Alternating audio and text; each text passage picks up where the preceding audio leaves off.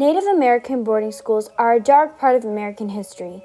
The darkness comes from children getting taken away from their families, as well as the children being traumatized and mentally and physically abused.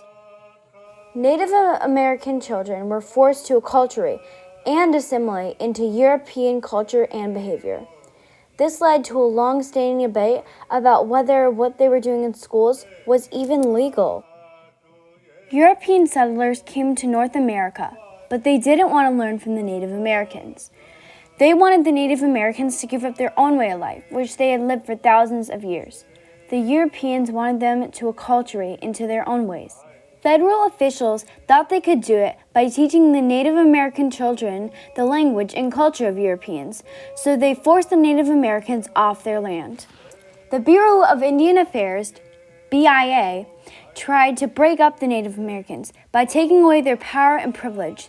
The Native Americans were forced to obey. More Native American boarding schools started in the USA in the 1860s. The United States government was continually engaging in removing Native Americans off their lands, taking over and forcing them further west, which led to Captain Richard H. Pratt founded his first boarding school in 1879.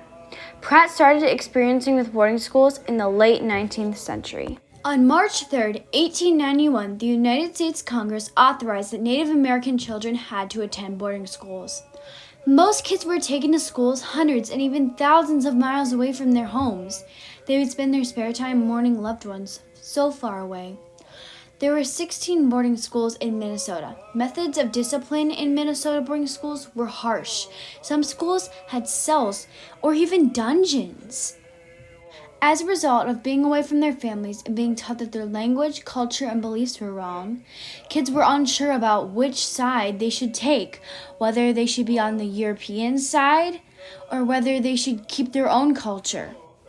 Native Leon Wolf even said, "I grew up a very mean woman because of all that had happened to me."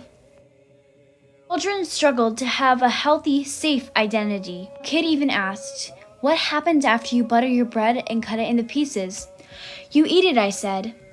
Memories are still fresh in our minds, and I know that if I had kids, I would never treat them the way they treated us. Even after attending boarding schools, kids and adults were afraid to use their own language for fear they would get beaten. Unfortunately, this was their reality. Because of the conditions at the boarding schools, Native American children's languages were beaten all the way out of them.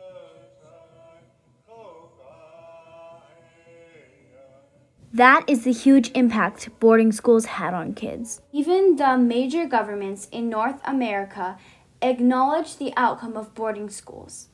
In Canada, the bodies of 1,000 children were found in unmarked graves on the lands of a former Native American boarding school.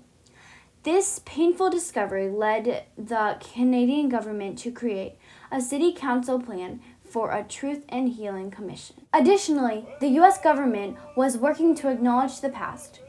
"We acknowledge the injustice done throughout our communities," says one government official. As you can tell, many horrible things happened between 1891 and 1970. We can all work together as we get older and even now to make sure history does not repeat itself.